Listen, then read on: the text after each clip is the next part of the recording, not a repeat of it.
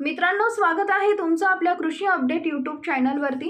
मुंबईत सोमवारी मुसळधार पाऊस झाला। एकाच दिवसात 300 मिलीमीटरपेक्षा जास्त पाऊस झाल्यामुळे मुंबईची तुंबई झाली।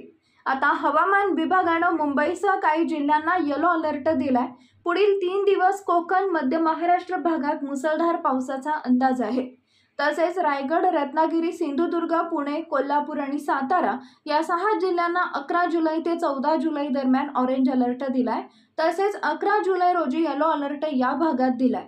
मुंबई आणि ठाणे जिल्ह्यात 4 दिवस येलो अलर्ट दिलाय, त्यामुळे मुंबईत पुन्हा मुसळधार पावसाचा अंदाज आहे। गुरुवारी पालघरमध्ये दमदार पावसाने हजेरी लावली। पालघर, बोईसर परिसरात मुसळधार पाऊस सुरू झाला आहे। विदर्भातील अनेक जिल्ह्यांमध्ये पावसाच्या जोरदार सरी सुरू आहेत।